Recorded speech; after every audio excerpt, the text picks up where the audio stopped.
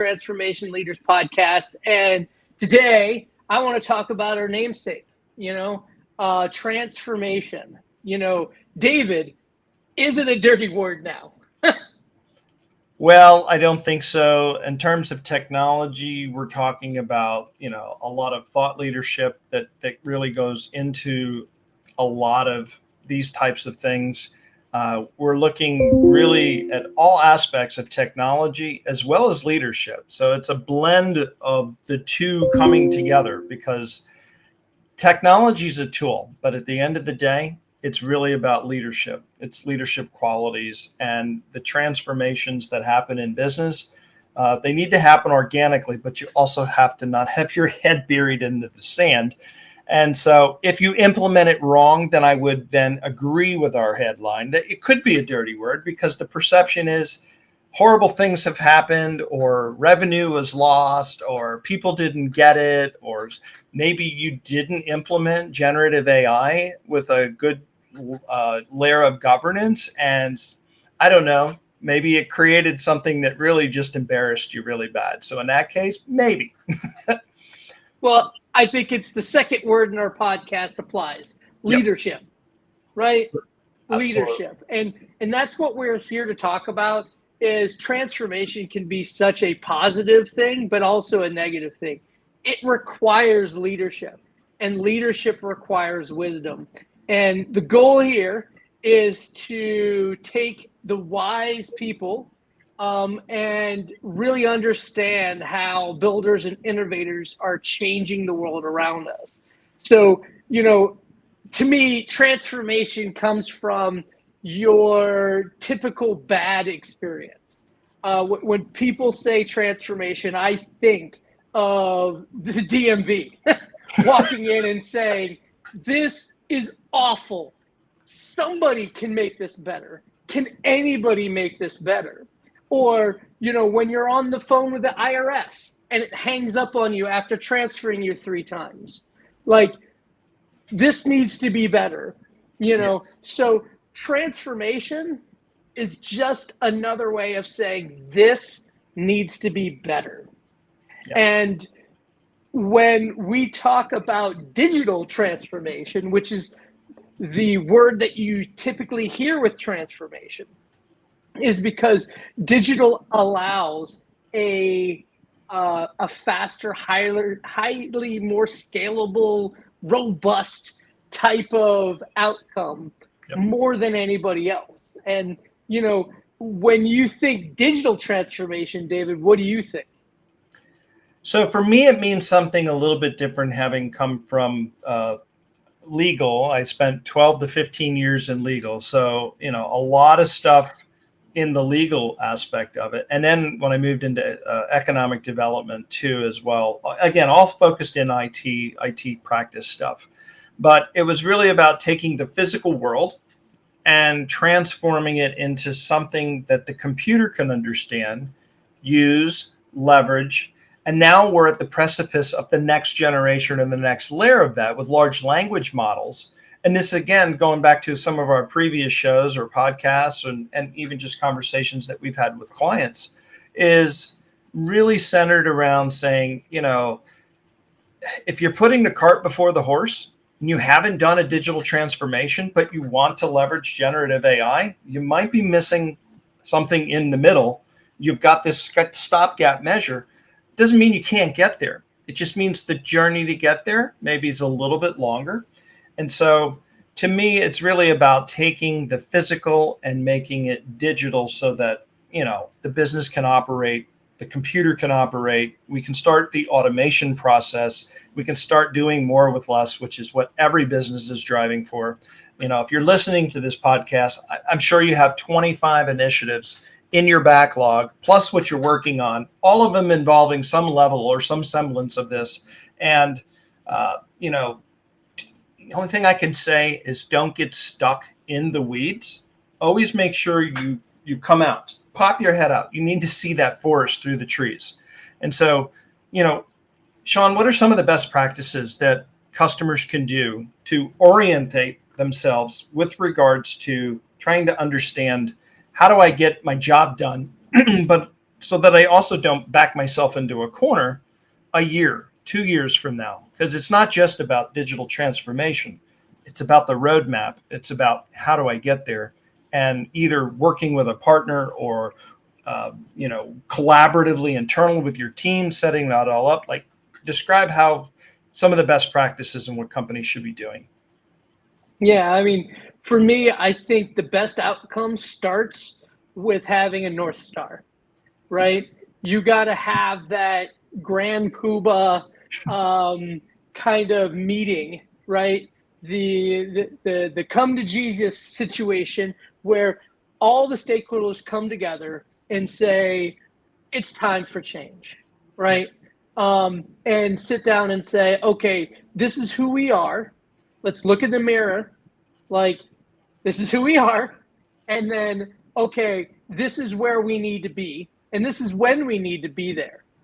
And really create that vision. So the first part is always the vision. Yep.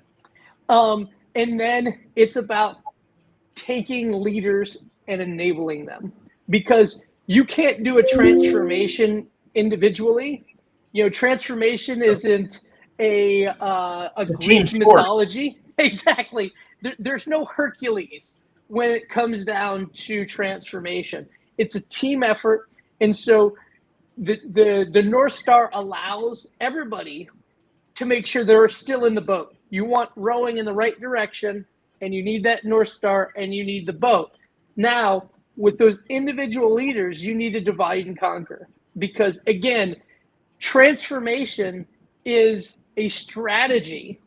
It is not an end goal. It's a journey. So you have individual milestones that you need to come up with that gets you to the promised land, right? You don't want to wander in the desert here. The end of the day is, what are achievable goals that will get you to the end state? Everybody, I remember, we all need to be a microservices architecture. Great. You're not going to be able to take your entire code base and switch it over in one sprint, right? So you need to have that plan. You need to have achievable objectives. Last but not least, and this should go without mention, you need metrics, right? So, at every point, you're going to have the doubts, right? Are we on the right plan? Are we executing? Are we going to get there? Yep. But are we wandering in the desert, right? Metrics will help you in the dark days, right? True. And the last, and I think you already alluded to it, is you don't want to bite off more than you can chew, right? Correct. Now, with that, it is, digital is really where a lot of people have started. They said, okay, we're going to switch from voice to email. We're going to switch from an app running on our data center to a SaaS offer. These are all window dressings to the same kind of thing. You're talking about business impact and change. Now, when it comes to the vision part of this, you've got to ask yourself why you want to transform. And, for me, David, what are some of the reasons that you have seen businesses, have that come to Jesus moment of, hey, we can't keep doing what we're doing? Yeah. So I think the employees need to be heard by leadership a lot more. They are in the trench. They are on the ground. So if you're a leader in your business and you're in an ivory tower, you're not going to be in that ivory tower much longer. Not only is the technology changing, but the culture in which a business needs to operate at, the efficiency level, the employment engagements, the employees, the customers, they're all driving change at exponential rate.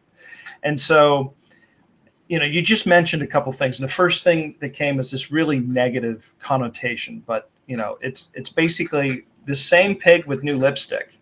And, oh, we'll just slap a different shade of whatever on this pig here, and now we can call it a digital transformation. It more of the same is not a digital transformation. It's just at best a shift to look like it, but real true change. You know, Elon Musk, I think, says something well. He goes down, he takes problems and he tries to solve them. But more importantly, he just goes all the way down to something called first principle. And it's take everything you know and throw it in a trash can and start again. And I really think if leadership really surveyed, and you know, obviously, if you're a multinational company and you have tens or hundreds of thousands of employees, that may not be practical. But your department leadership heads in each of the areas should be, you know, collecting this information and bringing this up to the top so that they can prioritize what needs to be done. And at the end of the day, you got leadership that provides that North Star that you were talking about. Now you have the second phase of the leadership, which is, hey, you know, they're the hammer, they're the nail, they are the architects, they are the operational leaders, your operational folks within your business.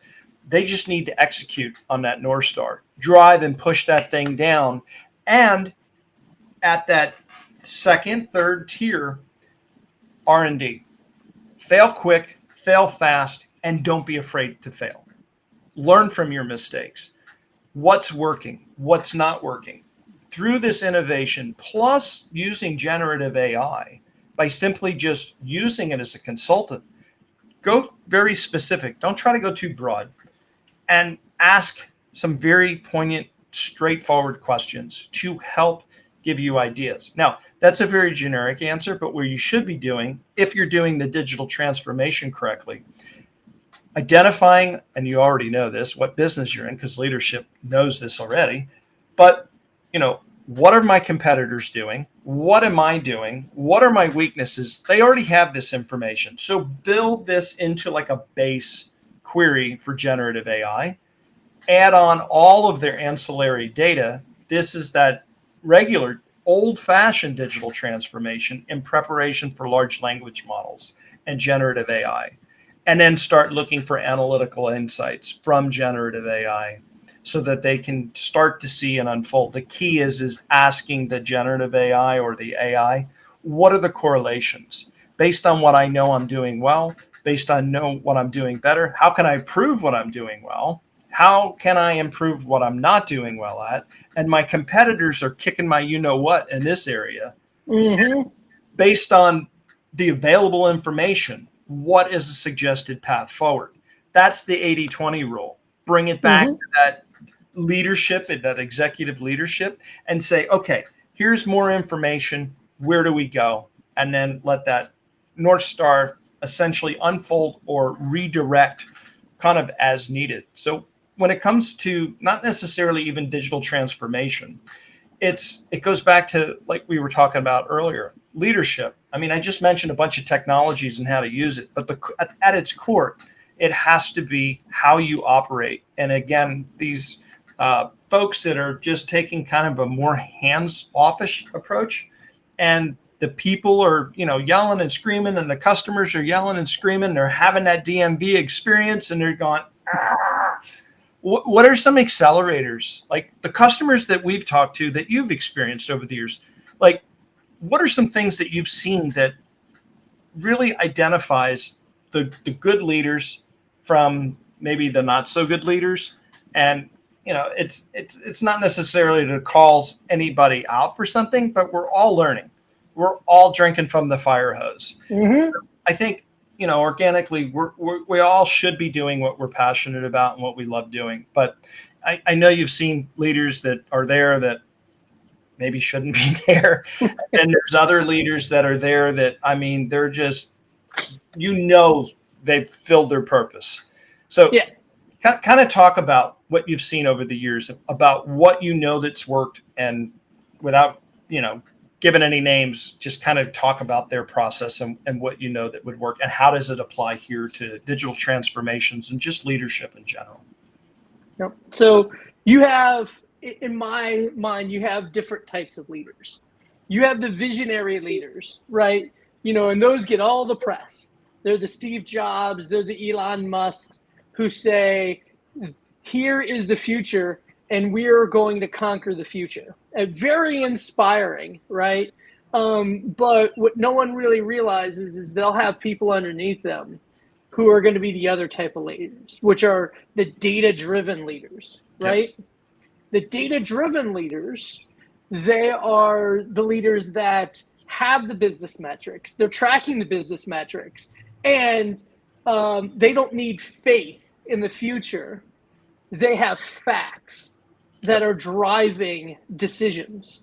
So, the third type of leader that unfortunately is out there is the delusional leader, right? They are visionary, and they may have an excellent vision, but they can't enact their vision because they're missing the data. So I always tell people, when you're going to be a leader, it is important to have a vision. Absolutely. But you need to ground it in reality.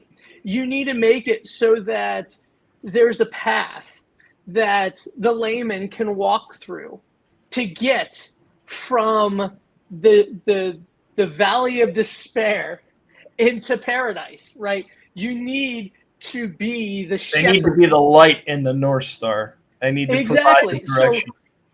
So, this dovetails into the North Star, right? Yeah. Now, not all leaders are going to have the path, right? It's hard.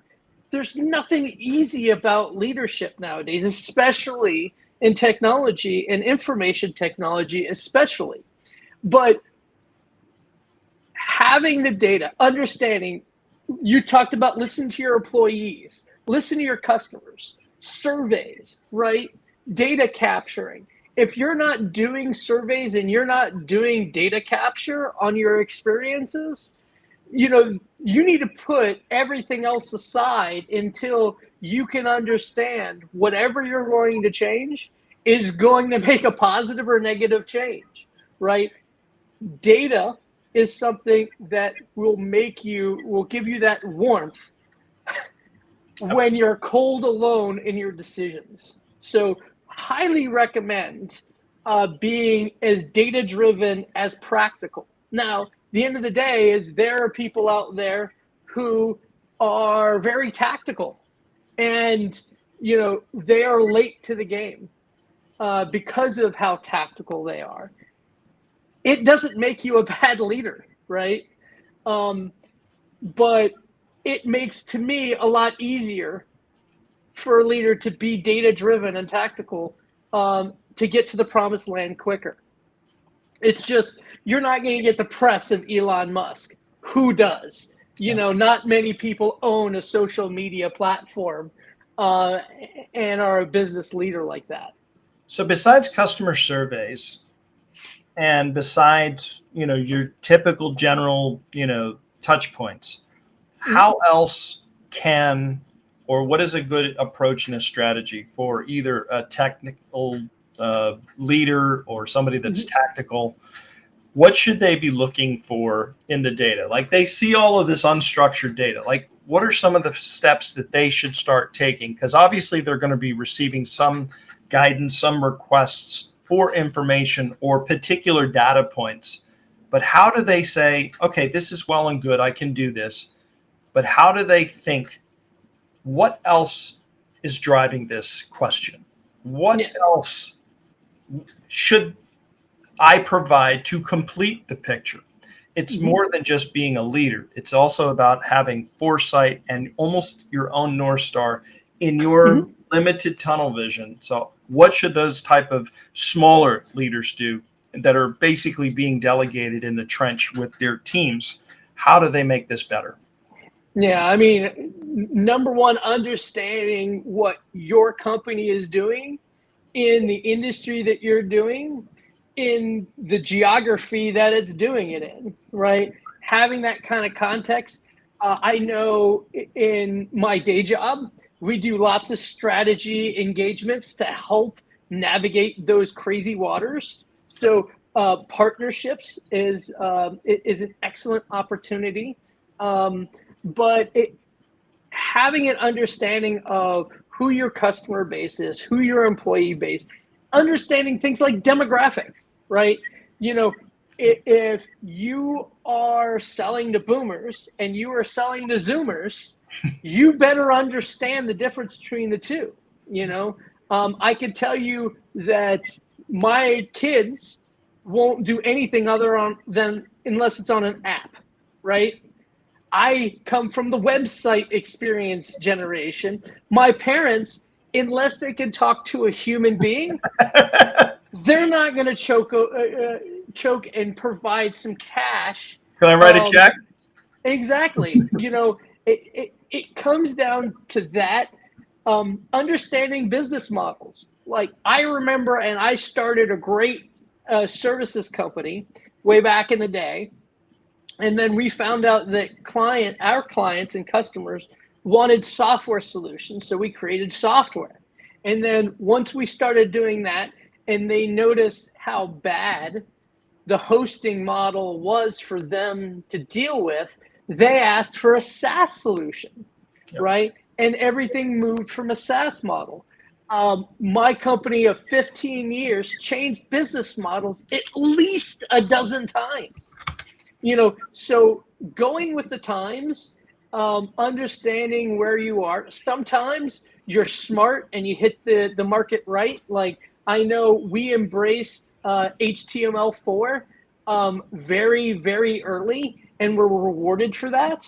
And then we embraced microservices far too late and were hurt by a cloud native movement. So just because you make a bet and lose doesn't mean you lost the company. You will eventually get there. Making huge bets may be great for people who have billions of dollars in the bank, but when you have an employees of 50 people that you're relying upon and they're relying upon you to feed their family, you may want to understand your risk profile. So in the long and short of it is transformation is about navigating your business through the waters. Maybe your business is a division. Maybe your business is a team. Maybe your business is your own company. Either way, you're going to be given certain authorization and responsibility to be able to get things done. And that means changing the organization when you see it's necessary. I really want to take this last couple minutes to talk about, just understanding. I mean, we talked about different hosting. We talked about, digital. There are tons of other transformations that you can have. Some are doing hardware transformations like IoT. Some are doing immersive experiences. So we don't want to kind of limit what change means to you and what technology can do to change. But I certainly want to finish with this discussion around, how you see, David, people getting started with this. Getting started. How do you start the transformation?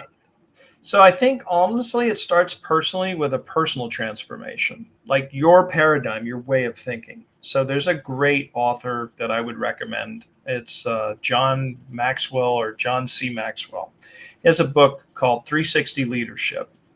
And it's really about people coming away from the idea of it's not my chair, it's not my problem, and identifying that, look, some things are just not going to come to you the way that you think they are. Like there may be the North Star in your organization, but if you're unaware of what's going on because maybe you're too far down in the trench, but you've got all the pressure and responsibility of executing this, but you don't really know what the big picture is, take the initiative, lead sideways, ask for the information that you're missing.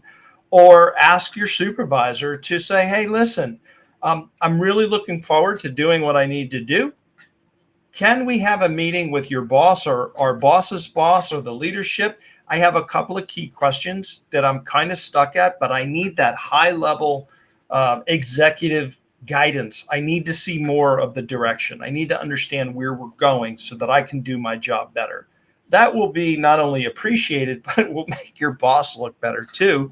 And because you've led sideways and you've either circumvented or done whatever, you've gone through the chain of command the way you're supposed to, but you're just asking for information for everybody to be able to do what they're responsible for delivering.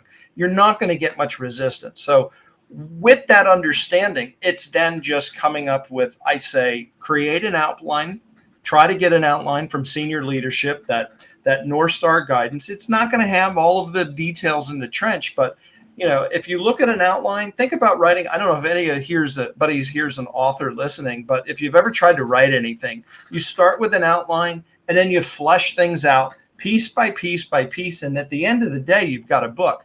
And that's essentially how companies should run. You've got the outline coming from the executive management, and as it goes down the rungs into the person literally writing the code into the trench, they need to know, hey, it's my turn, I'm up. And that's essentially historically where a lot of companies fail. And there's an expression, the left hand doesn't know what the right hand is doing.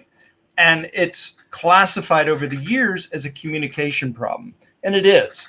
But hey, just because you're not going to get the information or you can't get to the information or the answers, I think just take it upon yourself to take that initiative. Change starts with you. And until you drive it, you could be at the top pushing it down. You could be at the bottom trying to, help pull it down or get it out. But wherever you are in the organization, don't be afraid to ask questions, because if you're silent, well, that's where, essentially transformation becomes a dirty word. And now you've turned right into, where we're talking about. If it's okay with you, I want to share with our readership. I'm going to share my screen here. We've got a page here on our website, and it's called the 9 Pillars to Understanding Transformational Leadership. It's right here off the top. Over time, we'll be fleshing this out a little bit more, but here's 9 things that you can do to help drive change within your organization. Here's a couple of example, very brief case studies of who they are. We've called out a couple of them here today on this call, but in any event, I just wanted to thank everybody for coming to this podcast. It's relatively short, but we really just wanted to have a conversation around essentially, what our podcast is about, what we're trying to achieve and accomplish, kind of the culture and the direction, our brand, as far as, when you come here, stop by, what you're going to learn, who you're going to talk to. We're always looking for new people, leaders in the organization. We'd love to talk to you. If you have a success story, you don't necessarily have to have permission from your company. You can just leave a lot of the stuff out. We have a very generic conversation. Matter of fact, Sean and I are no logos. We don't talk about where we work. We just simply say, hey, if you want to know anything about us, check us out on LinkedIn and reach out to us that way. So we're just really mainly interested about having a conversation with the community, all over the world, essentially. And so if you've got time and you've got, some success stories, we would absolutely love to talk to you. Sean, anything else to add to that?